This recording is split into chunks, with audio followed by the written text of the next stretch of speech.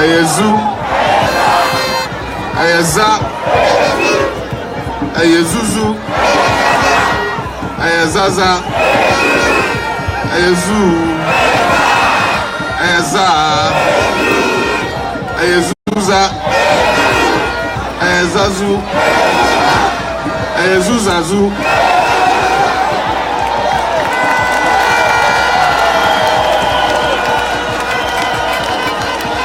Pechimanfo, Mechiamo, na Nyedikan, Enra, Ewia,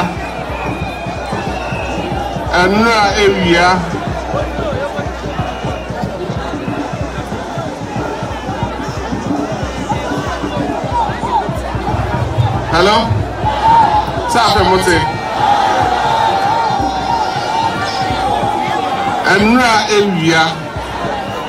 Yante Asempa. If you say Yenya Oye NDC Eba Mapa Aye na Yenim no Oye Yenya Aye friend Alaji Bature Enra Ana Ekra Ebeka Yensase Wa Dani Lechi Enti Asan Yebesha Seno Peso bia Yedin Niemfa Sima Bako Pe Enfa Kai Alaji Bature Enti Komiye Obia Yedin Sima Bako Pe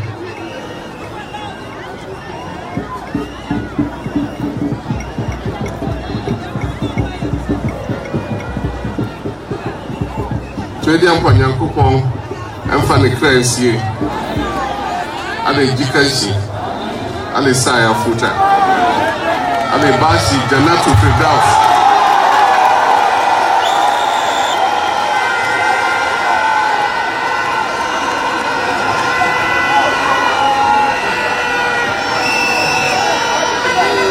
Enti minriano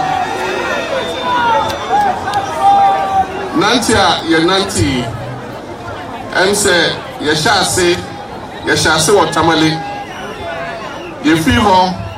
ena ye beye enkran die e free kran ena ye koye Cape Coast Central Region e free ho ena ye call Western after Western ena almost regional etoso ena Bronga Hafo enti ye ka say ye beye work you wa Bronga Hafo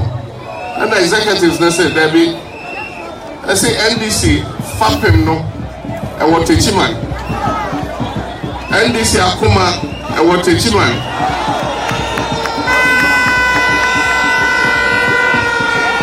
enti si ebedi sa jumedi a bebi esefata say ye di jumedi ebeko eni techiman enti anopei muhu ye hanne a Nanti a your friend Unity Walk no enunti nearby na nanti no se wo hwe bebi a yakọ nyina techiman and na number 1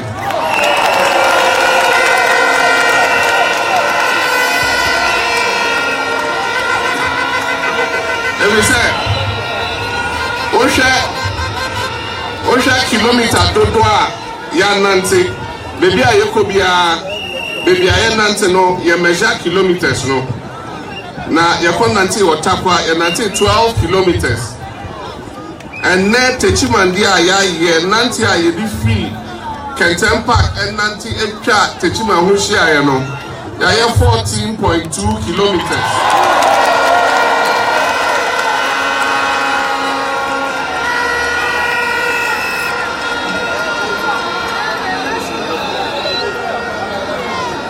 Na se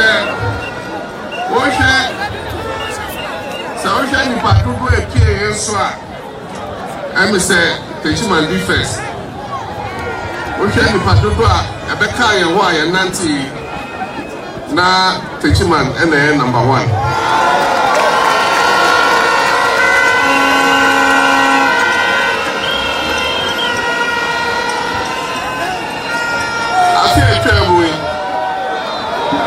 say afi baako na atwemu yi yeko abato na senya abato no koye no enye saa na yedwen se ebeko enso yempanyimfo se usua ekunimdia se usua enkugo sudi every say nyamebo wiase enye debia na obedi nkudim eto debia odi nkugo enso yese bema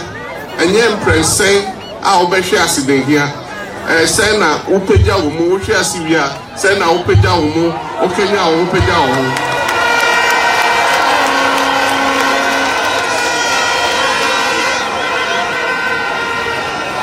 enti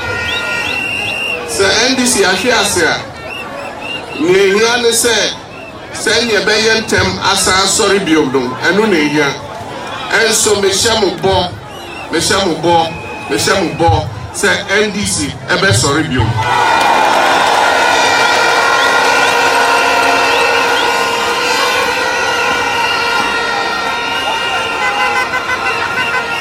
enti enhyehyɛ yɛde ato hɔ ebetimi ama yepeja party na sensi na nanso eno ene ɛhyɛ ase afi efi January and February enhyehyɛ mpanyimfo na yɛ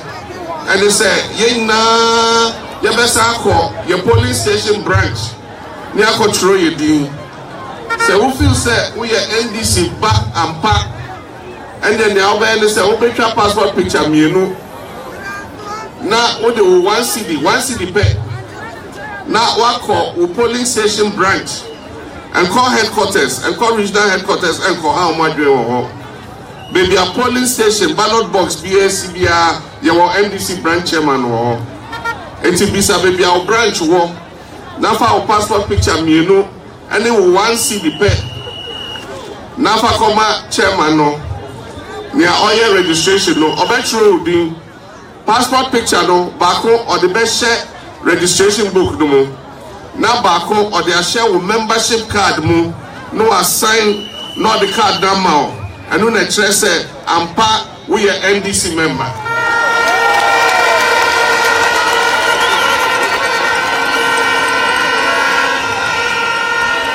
enti sa jubege yeah from January to February 28th February eme chatwo enti free samre copy February 28th obiara mo bodia enko the branch enko troni din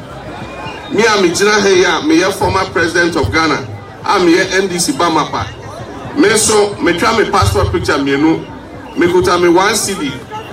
am me de call bole e ho na me vote to district assembly branch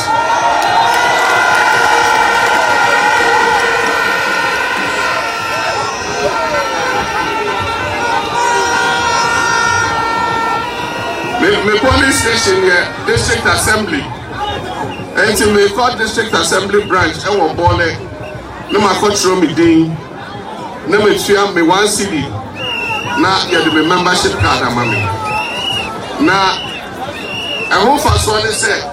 wo your membership card now and no any de beto aba eyi constituency executives and no any de beto aba eyi regional executives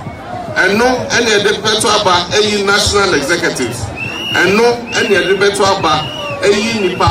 obedi ekan in the year 2020 flag bearer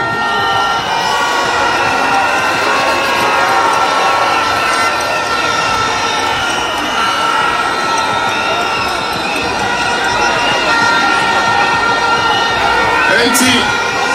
choboy ayezu ayeza ayezuzu choboy enti sa membership card no eno ne de be elections nyina enti sa oye nipa na odwe se wo pese nia ehia elections nyina ye be ye wo party no wo pese o kan wo bia ene o passport picture me no ene o membership card ne 1 cedi no akoje emre no dru ho a ye elections na wo kire wo card a no ato aba ne bi enti nia ye be ye no na me pese obia de me ho kan ho bi ye be nante a no abenante ye to yesu a na so ato bi na akodru se ni ehia se ye be ye etini eyi party and perform some party no na akodru se wan ko register enti na woni card ebe mobo ento bia momo de anko tro ni din na me wogidie se afi ebe ko ne wie ye a ye be yi executives ye be yi presidential candidates na chese party no a sequence so a nyamiadum 2020 ye ko pray aba no na ye din ko din 2020 elections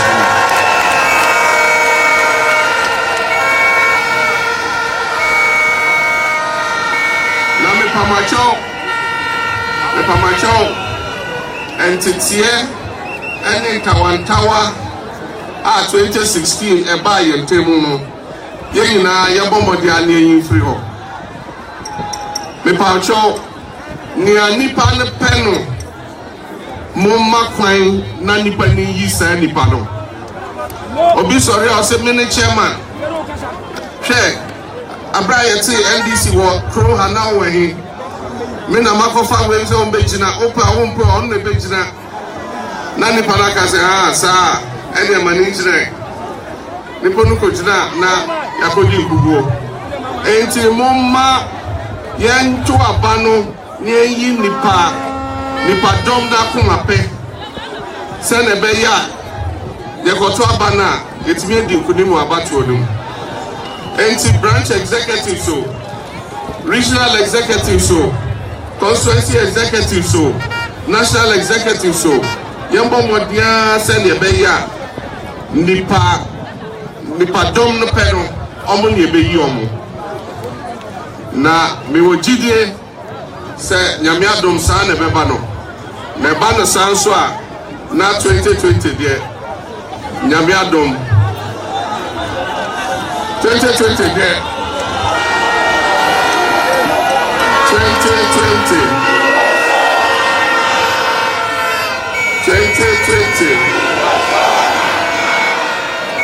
2020 yo afi uko bebia nipa se yento ade secondary room ya ho chire ye na we brofo kasamo yese anya rocket science abra we campaign we say within 100 days within 100 days we be chia contractor for na e car bind the omo mountain hill we say within 100 days we be chia contractor for na e car bind the omo and then afini contractors DP abra ya buy chia omo November December every summer no omo ka da buy ho yenkia be ya afini na ohwe economy so a se won tua contractors a ema ahochireba every say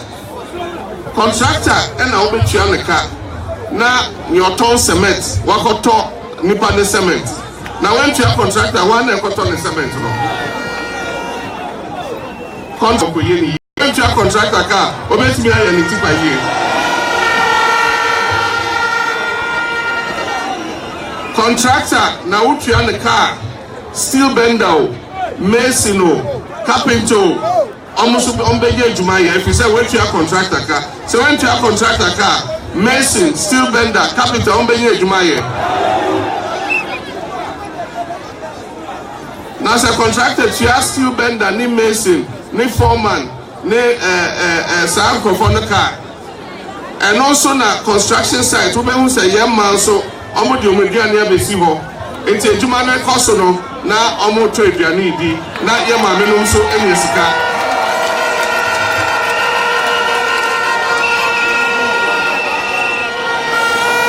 ezu enti se when tia contractor car it slows down economic activity where enye bamia economics a simple economics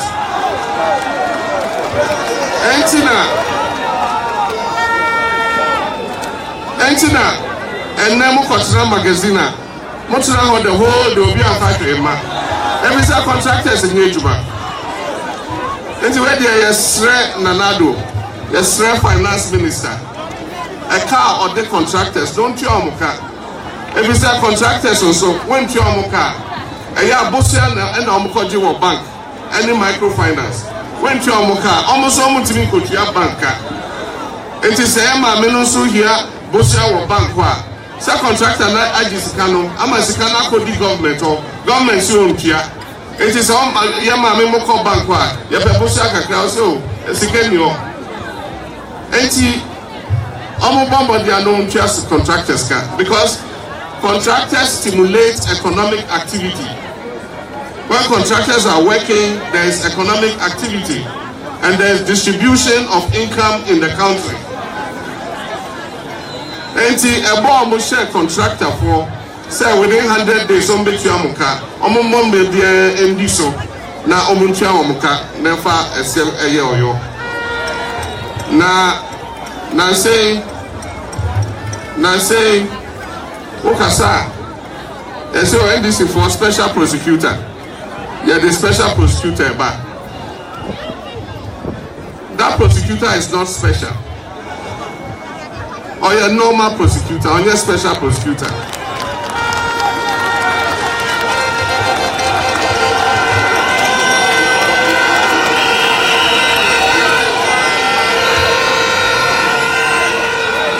On your special prosecutor.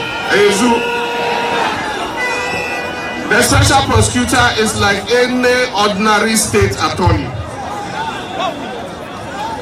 Because Obusa members of parliament are a bill now. The special prosecutor bill puts him still under the supervision of the attorney general. So did you go or did you come? The problem with attorney general is or your minister of justice, it's your only president in the national cabinet. It is a Kobasa Katasi share na proye biba.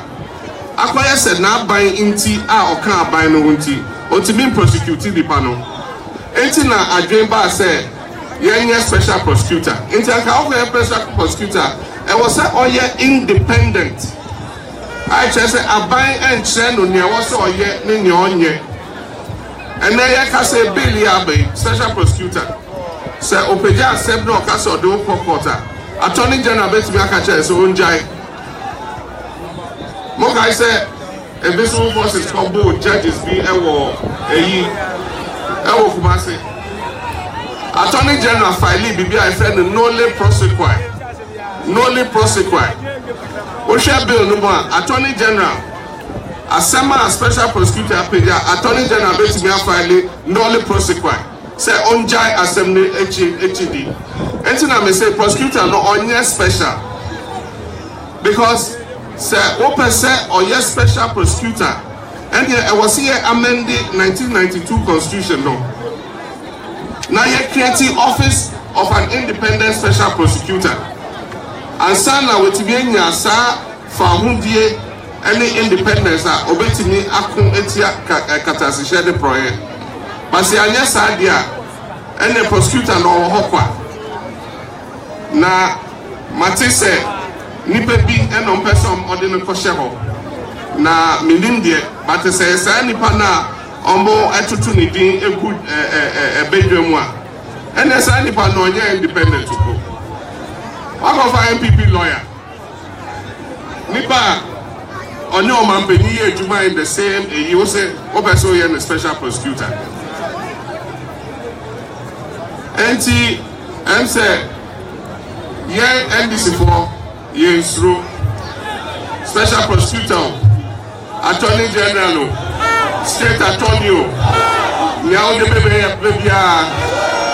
Yensro. Senior Mikao Mono. We are the apostles and disciples of probity and accountability. And he said, if you are and you want to subject us to probity and accountability, we don't have a problem. But we must make sure that all our colleagues, our ex-appointees who are accused of any wrongdoing go through the right process and are convicted by a competent judge. And the American said, we NDC members should not pass judgment on our colleagues because they are deemed innocent until they are proven guilty in a court of competent jurisdiction. And as long as they have not been proven guilty, as long as they've not been proven guilty, it is our duty to show them some solidarity and at least make sure that they have proper legal representation. Some courts, not judge for say, we are guilty, then we accept that they are guilty. But even then, they have the right of appeal. And na Nyameka say, Yenya Butre, Yankambum. If we say, on my party back home, anything says your mind. Anything your papa at a mills, or buy near friend and father for all. If we say, or see on Yimu, Ghana ye na dear, and family party a war. Enti obia kwan ma obia abra Pastor Mills for MPP for nye ejuma, NDC for nye ejuma ye, CPP for nye ejuma ye. And so osono for eba ye no. Afi almost say nye MPP onye MPP ni anya won ka ho. Se onye MPP ni a anya won ka ho. Na se MPP no se party emma anase nipoye NDC ni ana MPP ni a oye party executive kasa ultimate ase and so se government nipa a yede Ghana eto etua neka ekasa enye entwasum because yen na the tua to no enye bi tua oka. And I say, me oho na me kai WhatsApp and answer social media. And I be who say Ghana Revenue Authority. Omo the advert aba say ye na ye ntia ye to na to no ne de ye o man yi. And ezu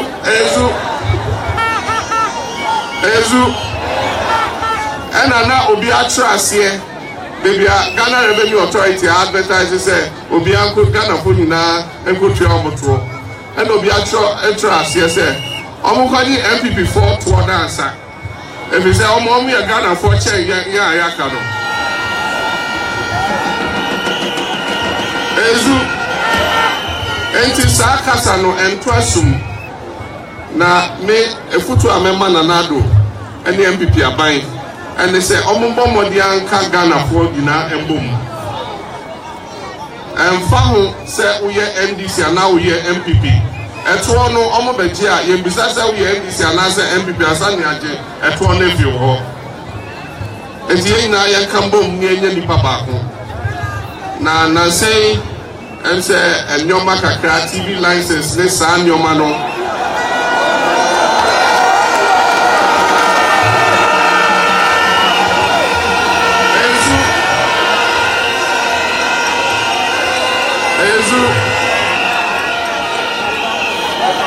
Ezu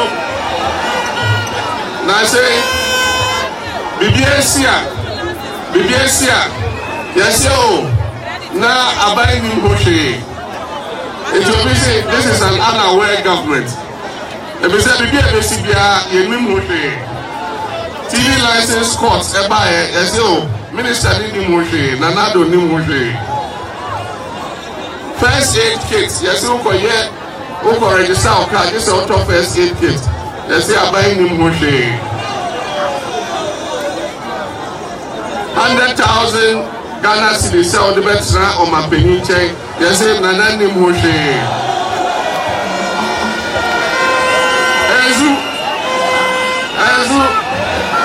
And so Mahama Bresso, what they call a Bola Submetro, and not a Chiba Submetro. Nabi because you are here, Mama, about one intina, Banasa.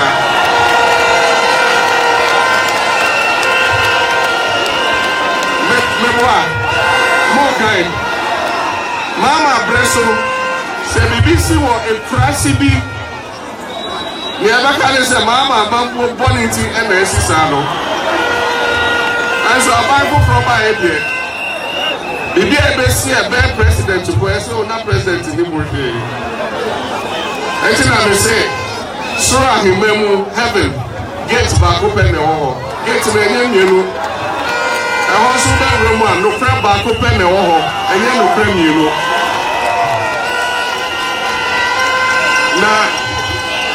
Now, Nyameka say, Saosha and Tra, ye dear, say, ye pet to minty.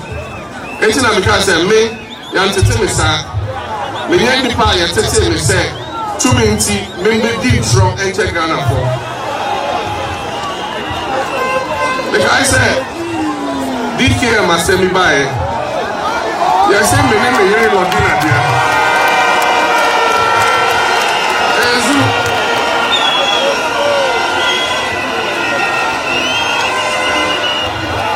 Ezu DK Masemi Baye MB before the intro say DK Mejumano ayamene meyere lodina dia enti omoba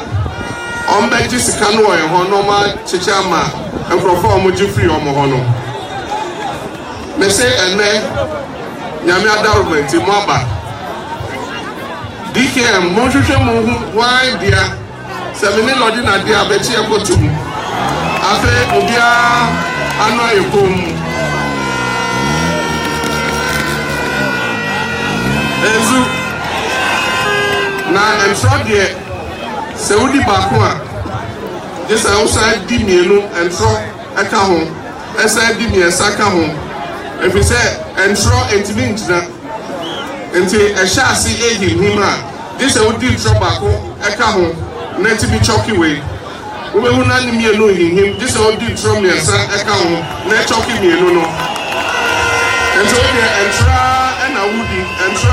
wudi ko na yesi utimi di entro enya to me and so want me fa entro embu o mai enti utimi de entro eji to me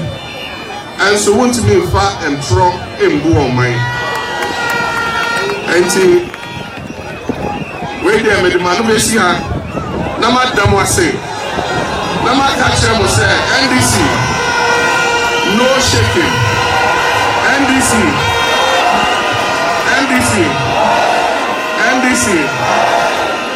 ye him pra enti money na mon kai na monko o branches na monko register send a beya nyame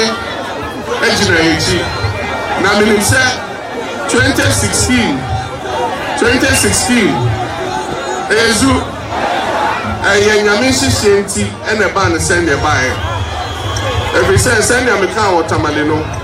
se nyame amana mbasa aka ne beye bia enso Ghana for ni ezu ejina nyame se NDC munko trase na omuso mumbe ye bi ni ehwe enti ekoso hwe na yesi agrobe so a anopa na esi ekwegia na anopa mo bibi yo me de nyame jamo